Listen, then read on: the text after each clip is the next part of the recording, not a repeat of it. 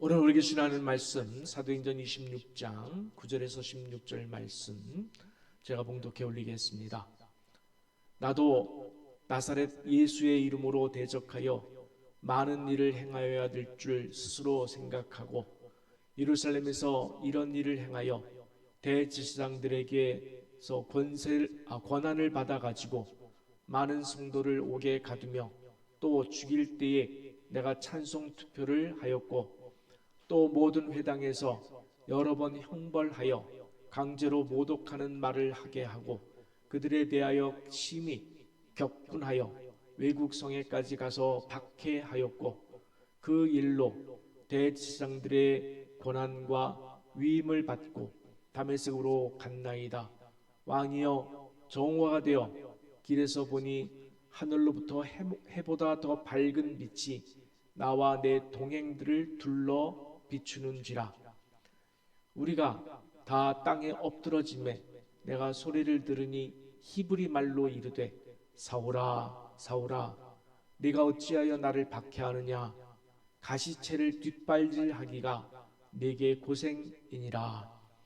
내가 대답하되 주님 누구시니까. 주께서 이르시되 나는 네가 박해하는 예수라. 일어나 너의 발로 서라. 내가 네게 나타난 것은 곧 네가 나를 본 일과 장차 내가 네게 나타낼 일에 너로 종과 증인을 삼으려 함이니. 아멘. 오늘 부활주일 설교 제목은 인생이 뒤집어질 일입니다. 자, 한번 따라서 해볼까요? 예수님 부활은 내 인생이 뒤집어질 일입니다. 아멘. 우리가 인생을 살면서 인생이 뒤집어질 일을 몇 번이나 겪으면서 살고 있을까요? 사실 여기 모인 우리는 모두 확실하게 두 번은 인생을 뒤집을 일을 겪었습니다마는 두 번이라고 그랬죠? 언제일까요? 네, 맨 처음은 여러분이 태어나서 아기 때 누워있다가 뒤집은 날입니다. 듣고 이렇게 생각하시는 분도 있을 것 같은데 우리 목사님 은퇴할 때가 됐나 보다. 저렇게 아재 개그를 하는 거 보니까 네. 자, 이번에는 진짜로 우리 인생이 뒤집은 날이 있는데 바로 예수님을 만난 날인 줄 믿습니다. 어떻게 뒤집어졌을까요? 지옥을 향해 걸어가던 우리 인생이 완전히 180도 유턴해서 지옥이 아니라 천국을 향해 걸어가기 시작한 줄 믿습니다. 할렐루야. 아멘. 자, 사람들은 로또를 인생 역전이라고 하지만 그 인생 역전 때문에 몰락한 인생의 사례는 우리가 어렵지 않게 찾아볼 수도 있고 또 성경에서 돈이란 것에 대해서 정의를 해줬습니다. 디모데전서 6장 10절을 보면 돈을 사랑함이 일만하게 뿌리가 되나니 이것을 탐내는 자들은 미혹을 받아 믿음에서 떠나 많은 근심으로써 자기를 찔렀도다 라고 했습니다. 이 말씀대로 우리를 믿음에서 떠나게 하는 참 무서운 요인이 될 수도 있음을 명심해야 해요. 자, 제가 뭐라고 그랬죠?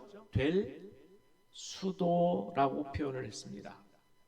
그 돈으로 여러분 하나님의 일을 하고 하나님의 영광을 위해서 쓰겠습니다 라고 할 때 돈이 많아도 믿음에서 떠나지 않을 수도 있기 때문입니다. 그러나 우리가 주님을 만난 인생 역전의 사건은 우리를 몰락시킬 가능성은 0%입니다.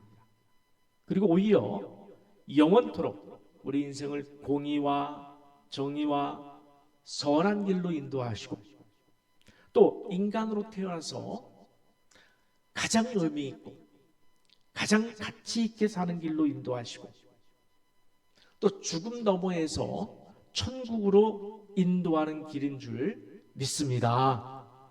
아멘. 본문은 바울 자신이 주님을 만나 어떻게 인생 역전의 길로 돌아서게 되었는지를 아그리빠 왕 앞에서, 여러분 왕 앞에서 말하는 것이 쉬울까요? 그렇지 않을 거예요. 물론 잡혀와서 신문하는 과정이었습니다만 왕 앞에서 담대하게 고백하는 내용의 일부입니다. 예수님을 만나기 전에 바울의 모습은 사도행전 22장 3절에서 5절에도 나와 있습니다. 자, 본문에도 나와 있지만 오늘은 이 말씀을 좀 여러분과 나누고 싶습니다. 3절에서 5절 제가 봉독하겠습니다. 나는 유대인으로서 길리기아 다소에서 났고 이 성에서 자라 가말리엘의 문하에서 우리 조상들의 율법의 엄한 교훈을 받았고 오늘 너희 모든 사람처럼 하나님께 대하여 열심히 있는 자라. 내가 이 돌을 박해하여 사람을 죽이기까지 하고 남녀를 결박하여 옥에 넘겼노니 이에 대제사장과 모든 장로들이 내 증인이라. 또 내가 그들에게서 다메섹 형제들에게 가는 공문을 받아가지고 거기 있는 자들도 결박하여 예루살렘으로 끌어다가 형벌받게 하려고 가더니. 아멘. 자, 여기서 하나님께 대하여 열심히 있는 자라는 이 표현에 여러분 의아해 하실 분이 계실 것입니다. 왜냐하면 아니 하나님께 대하여 열심히 있는 자라면 당연히 예수님께 대해도 열심히 있어야 하는 거 아닌가 라고 생각할 수 있습니다만 유대인들 중에는 구약의 하나님과 율법에는 열심을 냈지만 정작 구약 성경에서 그토록 오리라고 약속된 메시아, 구약 성경의 본질적인 내용 가장 핵심인 오리라고 약속된 다윗의 후손 그리스도, 모세와 같은 선지자가 바로 예수님이었음에 대해서 부정하는 사람들이 있었습니다. 왜 그들은 예수님이 메시아이심을, 그리스도이심을 부정했을까요? 제가 지난 주일 때 설교 시간에 질문을 하나 드렸습니다. 여러분 상기해 보시기 바랍니다. 우리가 자기 십자가를 지고 갈 때 가장 방해하는 것은 무엇인가? 어려운 일은 무엇인가? 제가 질문 드렸죠? 1번, 많은 물질을 하나님께 드리는 것. 그게 어렵습니까? 2번, 많은 시간을 들여서 봉사하는 것, 하나님의 일을 하는 것. 이게 어렵습니까? 3번, 자기를 부인하는 일. 여러분은 몇 번이 제일 어렵습니까? 네, 주님은 성경은 콕 집어서 말하고 있습니다. 3번이 제일 어렵습니다. 자기를 부인하는 일이라고 했습니다. 예수님을 반대하던 대표적인 사람들은 당시 바리새인, 서기관, 장로, 대제사장 그룹들, 종교적인 탑 그룹들이었습니다. 이들은 구약 율법에 대해서 너무도 잘 알던 자들이고 유대교 신앙에 대해서 엄격하게 잘 지킨다고 자부하던 사람들이었어요. 그리고 백성들의 제사를 인도했던 제사장, 유대교 지도자들이었습니다. 그런데 그들은 자기 부정이란 이 벽 앞에 넘어서질 못했어요. 자기 부정의 벽을 넘지 못해서 자기들이 그토록 기다려온 메시아가 지금 눈앞에 있는데도 불구하고 알아보지 못하고 죽이고 마는 자가당착에 빠지고 말았습니다. 바리새인과 서기관들은 구약 율법을 변형시켜서 자기들만의 율법을 만들어서 외형적으로는 율법을 잘 지키는 모습을 보여줬어요. 그래서 백성들로부터 존경받는 명예욕을 버리지 못한 거예요. 대제사장과 장로들은 사람들로부터 존경받는 그 외형적인 그 자신의 모습을 버릴 수가 없었던 거예요. 포기할 수 없었던 거예요. 그들도 사실 분명히 보았습니다. 예수님께서 오병이어를 통해서 5,000명을 먹이신 사건은 모세를 통해서 만나를 주신 사건의 원형임을 보았습니다. 그래서 자기들이 가지고 있던 모세와 같은 선지자가 그리스도 메시아가 될 것이다 라고 하는 그 컨셉에 맞다고 고백을 했습니다. 그걸 그 선지자라고 그래요. 그 선지자, 모세와 같은 선지자. 두 번째로 예수님께서 초막절에 나를 믿는 자는 성경의 이름과 같이 그 배에서 생수의 강이 흘러나리라 라고 말씀하심을 통해서 예수님이 모세의 반석의 이 물의 원형임을 들었습니다. 자기들도 인정했습니다. 모세와 같은 선지자가 왔구나. 그 선지자가 왔구나. 인정을 했습니다. 그리고 예수께서 구약의 예언대로 소경의 눈을 뜨게 한 메시아임도 보았습니다. 이사야 35장에 보면은 메시아가 오면은 맹인이 눈을 뜬다고 했습니다. 근데 자기들 앞에서 나면서부터 소경이었던 자가 눈을 뜬 것을 보았습니다. 그럼에도 예수를 십자가에 매달아 죽임은 결국 따지고 들어가면 자기 부정을 하지 못했기 때문입니다. 지금까지 내가 걸어온 길이 틀렸구나. 이걸 인정하기보다는 요한복음 9장을 보면 차라리 눈을 감고 내가 소경이 되어서라도 예수를 죽이는 쪽을 선택했던 사람들이 바로 바리새인들이었습니다. 근데 여러분, 따지고 보면 우리에게도 그런 면이 없지 않아 있지 않습니까? 지금까지 내가 걸어온 어떤 가치관의 길이 있습니다. 그런데 어느 날 보니까 내가 틀렸습니다. 잘못 생각했고, 잘못 걸어왔고, 잘못 판단했습니다. 여러분, 그것을 깨달았을 때 내 자존심을 내려놓고, 내 명예를 내려놓고, 나를 부정하고 진실을 선택할 용기가 있으십니까? 있어야 합니다. 거기서부터 출발하는 것이 기독교이고 믿음이고 신앙입니다. 주님을 몰랐던 길을, 잘못된 기름을 깨닫고 완전히 돌아서는 용기에서 믿음은 시작됩니다. 바울도 하나님께는 열심을 품었지만 예수님을 죽이는 일에 앞장섰던 사람이었습니다. 물론 예수님을 죽일 때는 관여하지 않았지만 훗날 예수 부활을 전하던 스데반 집사를 죽이는 일부터 시작해서 그리스도인들을 핍박하는 일이라면 물불을 가리지 않았던 사람이었어요. 자신의 인생을 걸었습니다.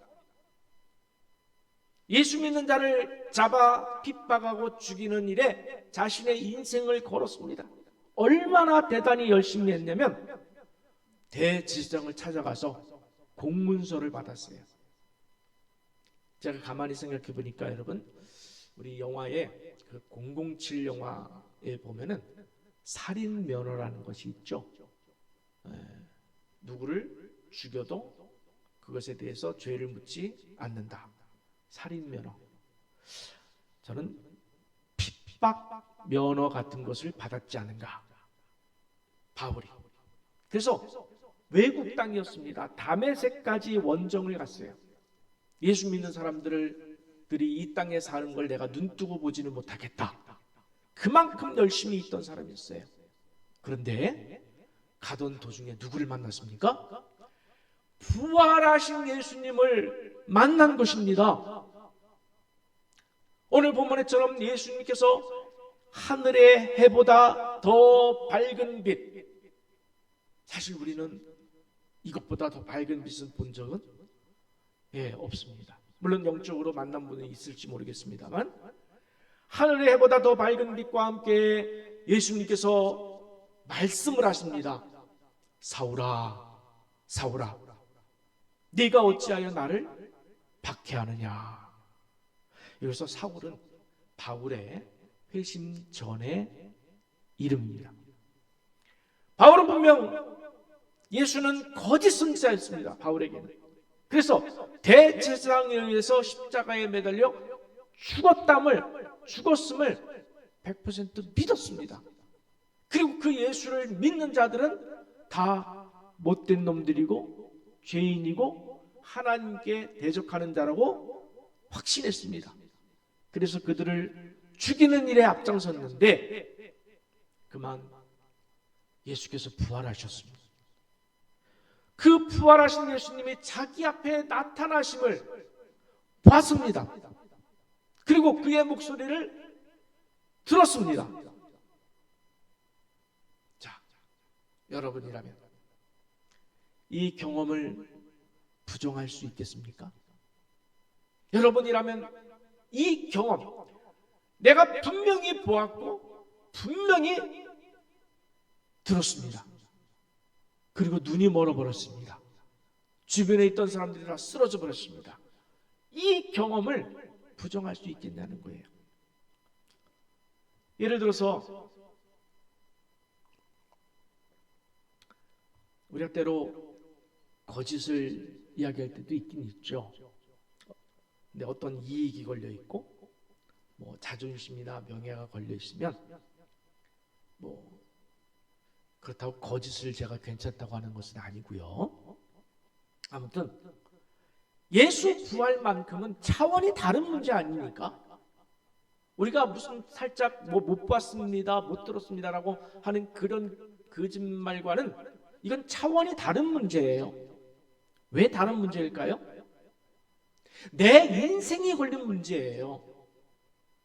내가 사는 길을 뒤집어서 180도 유턴해야 할 문제이기 때문에 그래요. 아니, 지옥에 가느냐 천국에 가느냐의 문제이기 때문에 이건 그냥 넘어갈 일이 아니에요. 그러니 여러분, 어떻게 못 본 척하고 못 들은 척하고 모르는 척하며 무시하며 넘어갈 수 있겠느냐는 겁니다. 아직까지 예수의 부활을 내가 못 믿겠다 생각하시는 분들은 혹시라도 계신다면 오늘 반드시 이 문제를 짚고 넘어가셔야 돼요. 바울은 그 예수님을 만난 그 사건 앞에 완전히 변했습니다. 예수 믿는 자를 죽이려고 쫓아다니는 자에서 오히려 이제는 그 예수가 그리스도이십니다, 예수가 구원자이십니다라는 그 사실을 전하기 위해서 자신의 목숨을 드리는 자로 변했어요. 왜 그렇습니까? 봤으니까, 들었으니까. 예수 믿는 자를 핍박하고 조롱하고 모독하고 박해하는 자에서 이제는 거꾸로 예수를 위해서라면, 예수를 전하는 일을 위해서라면 세상의 그 어떤 핍박과 조롱과 모독과 박해도 내가 피하지 않고 받겠노라고 완전히 변했습니다. 무엇이 그를 그토록 변하겠습니까? 예수 부활. 예수님께서 부활하신 것을 보았기 때문에, 들었기 때문이었습니다. 여러분도 그러십니까? 예수를 믿기 전의 삶이 예수를 믿고 나서는 180도로 여러분 뒤집어졌습니까? 뒤집어진 삶을 살고 계십니까? 예수를 믿기 전에는 세상의 물질을 쫓고 세상의 쾌락과 즐거움을 쫓고 세상의 위로와 나쁜 습관들을 아무 죄의식 없이 즐기고 세상의 가치관을 따라 살던 때와는 완전히 다른 180도 뒤집어진 삶을 지금 살아내고 있느냐는 거예요. 만약 아직도 뒤집어지지 않았다면, 아직도 뒤집어지지 않은 인생을 산다면 어쩌면 나는 아직 예수님 부활하신 것을 만나지 못한 것일 수도 있고, 만약에 그렇다면 큰일이라는 거예요. 만약에 그렇다면 그건 큰일이에요. 예수 부활이 얼마나 큰 사건이고 우리 인생을 뒤집어 놓을 만한 사건인지를 증명하는 사람들이 있습니다. 여러분 잘 들어주세요. 이걸 절대적으로 증명하는 사람들이 있습니다. 누구일까요? 바로 예수님의 12제자와 바울이에요. 예수님의 제자들은 예수님께서 고난을 받고 죽으실 것을 예언하실 때 뭐라고 그랬습니까? 우리가 죽을지언정 주님 곁을 떠나지 않겠습니다라고 장담했던 자들이 정작 예수님께서 잡혀가실 때 어떻게 했습니까? 도망갔습니다.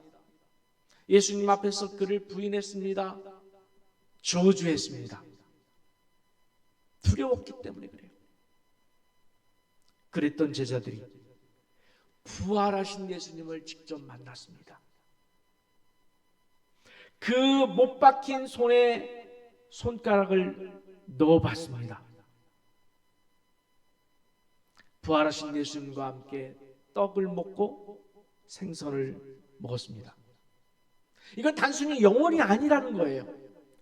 말 그대로 부활체라는 거예요. 부활체. 그 십자가를 피해서 도망갔던 바울이 부활하신 예수님을 만난 이후에 베드로가 어떻게 변했습니까? 세상이 주는 고난과 핍박과 위협도 그를 무너뜨릴 수 없었습니다. 이제는 십자가의 죽음을 향해서 뚜벅뚜벅 걸어가는 그런 인생으로 뒤집어졌습니다. 지금부터 그림을 하나씩 보려고 합니다. 르네상스 시대 때 대부분 그려진 그림들인데 베드로는 로마에서 붙잡혀 죽을 때 나는 예수님처럼 십자가에 매달릴 자격조차 없으니 거꾸로 매달아 죽이라. 그래서 그림에서처럼 거꾸로 매달려 죽었습니다. 근데 참 이 그림이 이제 의미가 있는 것이 이것은 로마 교황청 안에 걸려 있어서 일반인들은 들어가서 볼 수 없는 그림입니다.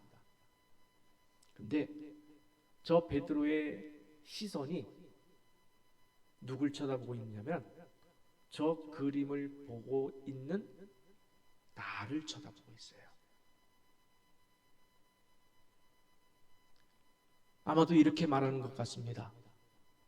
나는 십자가에 달려 죽는데 너는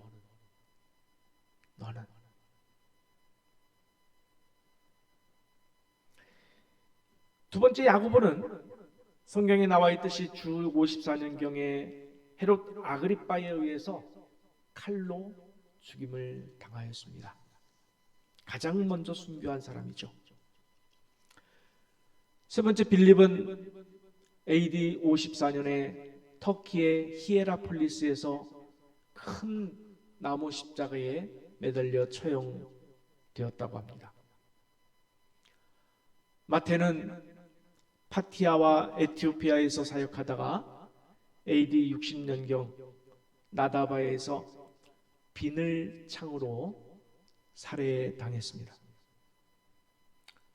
알페오의 아들 야고보는 94세 때 유대인들에게 구타당하여 돌에 맞아서 머리가 깨져 죽었습니다. 가룟 유다 대신에 12제자에 들었던 마띠아는 터키의 갑바도기아에서 선교하다가 돌에 맞은 후에 참수형을 당했습니다. 베드로의 동생 안드레는 소아시아와 그리스에서 사역하다가 로마 지방 총독에게 몽둥이로 맞은 후에 그림에서처럼 X자형 십자가에 매달려 처형당했다고 전해지고 있습니다. 다데오는 배를 타고 멀리 페르시아까지 가서 순교하다가 그곳에 있는 이방 신상들을 부신 죄로 붙잡혀서 순교하고 맙니다. 우리가 잘 아는 도마, 의심 많던 도마는 멀리 인도까지 가서 선교하다가 창에 찔려 순교하였습니다. 그리고 바돌로메라고도 하는 또 나다나엘이 요한복음에 나와 있죠. 나다나엘 소아시아와 인도에서 선교하다가 몽둥이로 맞은 후에, 참 입으로 표현하기조차 무섭습니다만 산채로 가죽이 벗겨져서 참수당했다고 합니다. 열심당원이었던 시몬, AD 74년경에 페르시아에서 거꾸로 십자가에 매달려서, 여러분 자세히 보시면은 톱으로 이 가랑이부터 몸을 자르는 그런 참혹한 순교를 당했습니다. 반면에 요한, 사도 요한이죠. 요한은 도미티아누스 황제에 의해서 박해를 받고 반모섬에 유배되었다가 에베소에서 자연사한 유일한 제자였습니다. 마지막으로 12제자 안에는 들지 못했지만은 오늘 본문의 바울은 로마 감옥에서 지금 보시는 저 바위 기둥이죠. 저 부조 그림을 제가 찾아왔는데, 저도 로마에 갔을 때 지금 저 기둥이 있습니다. 봤습니다만은 저 기둥에 위에서 목이 잘려 순교했습니다.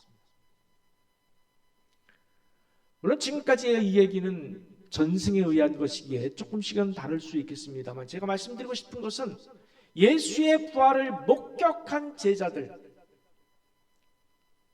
예수님이 부활하시기 전까지는 도망갔고 두려워했던 그 제자들이 여러분 한번 생각해 보세요.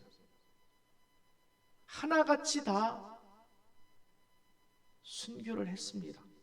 왜 순교했을까요? 부활을 보았기 때문이죠. 그렇다면 부활이 사실일까요? 이걸 부인할 수가 없어요. 예수 부활을 더 이상 부인하거나 도망갈 수가 없었어요. 바울처럼 만났어요. 보았어요. 들었어요. 그러니 그 부활을 부인할 길이 없었기에 자신의 이 땅에서의 몸뚱아리는 아무것도 아니라는 사실이에요. 자, 부활하신 예수님이 사실이라면, 자, 여기서 우리는 한 단계 더 들어가야 됩니다. 부활하신 예수님이 사실이라면, 사실이었어요. 사실이었으니까 이 사람들이 죽은 거겠죠. 그렇다면 예수님께서 공생의 기간 동안 말씀하신 그 말씀도 사실이라는 거예요. 그분은 하나님의 아들이셨다는 말씀을 하셨어요. 그럼 그 하나님의 아들이라는 말씀도 사실이에요. 그렇다면 사람이 죽으면 천국과 지옥이 있다는 것이 증명되었지 않습니까, 여러분? 결국 12제자가 죽었다고 하는, 순교했다고 하는 이 사실은 내가 죽으면 천국과 지옥이 있다는 거예요. 예수님을 믿으면 천국에 가지만 예수님을 믿지 않으면 천국에 가지 못한다는 사실을 증명하는 내용이에요.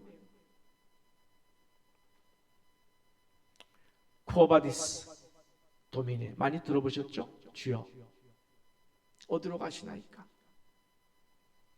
성경으로는 인정받지 못한 베드로 행전이란 외경에 보면은 네로 황제가 로마를 온통 불바다로 만들어서 그리스도인들을 다 잡아 죽였습니다.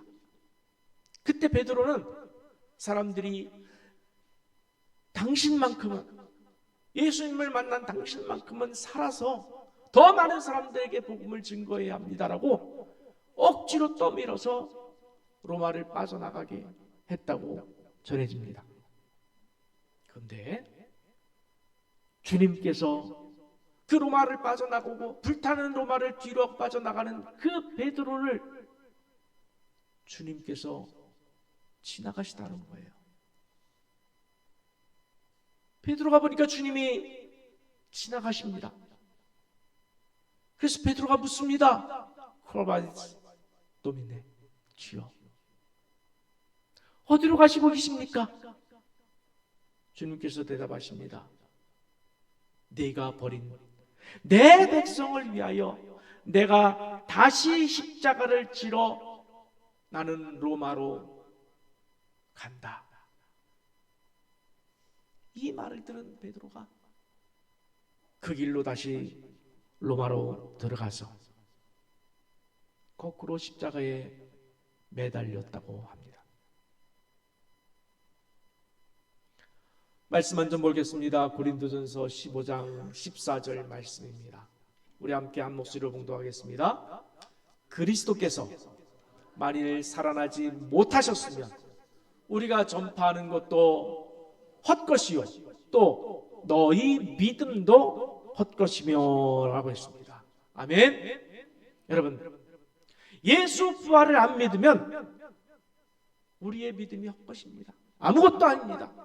나는 예수 부활을 믿지 못하겠지만 난 예수를 믿는다. 그건 안 되는 거예요. 그 믿음은 헛것이라는 거예요. 여러분, 믿음이 헛것이 되면은 우리는 여전히 죄의 사슬에 묶여 있는 상태가 될 수밖에 없습니다. 그리고 죽으면 어떻게 되겠습니까? 죄의 사슬에 묶여서 죽으면 어떻게 되겠습니까? 반면에 예수 부활을 믿습니까? 그러면 그분의 하신 모든 말씀인 이 성경 말씀도 이제는 믿겠습니까? 아멘. 죽은 지 나흘이나 지난 나사로가 살아난 것도, 그리고 출애굽 때 지구의 중력을 잠시 멈추셔서 물이 양쪽에 벽처럼 쌓인 것도 믿으시겠습니까? 무언들 못하시겠어요? 창조주이신 하나님이 뭐를 못하시겠냐는 거예요. 어떤 분이 그런 걸 하나 물으시더라고요. 목사님, 지구가 둥그런데 우리가 여기 살면 지구 반대편 사람들은 거꾸로 살지 않습니까? 그러면 그 사람들은 이렇게 떨어져 나가야 되는 거 아닙니까? 근데 어떻게 지구 반대편에 가도 똑같이 살고 이렇게 살까요? 여러분, 왜 그렇죠? 지구에 중력이라는 것이 있어서 어디든지 지구 중심으로 해서 사람들은 평지에서 똑같이 살아가도록 누가 만드셨을까요? 참, 우리 하나님 놀랍지 않습니까? 저는 하나님의 창조를 생각하면 생각할수록 정말 경외하고 엎드리고 싶고 찬양하고 싶고 하나님과 말씀을 좀 나누고 싶어요. 하나님 어떻게 그런 생각을 하셨습니까? 어떻게 그렇게 창조하셨습니까? 어떻게 우리 인간을 만드시는데 이 두 눈을 만들어서 초점이 맞아야 돼요. 여러분, 한 눈이 하나면 초점이 맞지 않습니다.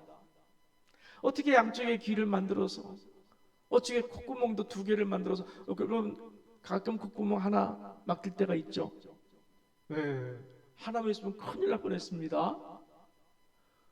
어떻게 우리 장기를, 어떻게 이 손바닥의 모든 혈관을, 저는 하나님께 묻고 싶어요. 진짜 하나님 어떻게 그런 생각을 하셨어요? 어떻게 그런 생각을 했어요? 여러분, 하나님의 창조를 믿습니까? 그렇다면은 이제 더 이상 우리는 주저할 필요가 없어요. 우리 인생도 완전히 뒤집어져야 합니다. 부활을 목격한 제자들처럼 복음을 위해서라면 목숨까지도 바칠 수 있어야 할 줄 믿습니다. 이 지점까지 가야 합니다. 반드시 가야 합니다. 그래야 예수님의 부활을 믿는 자가 되고, 예수님을 진짜로 믿는 자가 되고, 그래야 천국에 갈 줄 믿습니다. 진정으로 예수님께서 부활하신 이 놀라운 아침, 주님의 부활을 목격한 제자가 되셔서, 여러분, 우리도 이 말씀을 믿는다면, 아니 12제자가 그렇게 죽었음을 본다면 믿지 않을 수가 없어요. 그 주님의 부활을 목격한 13번째 여러분이 제자가 되셔서 여러분의 남은 생에 오직 복음을 위하여 목숨을 다 바칠 수 있는 진짜 예수님의 13번째 제자가들이 되시기를 간절히 축원합니다.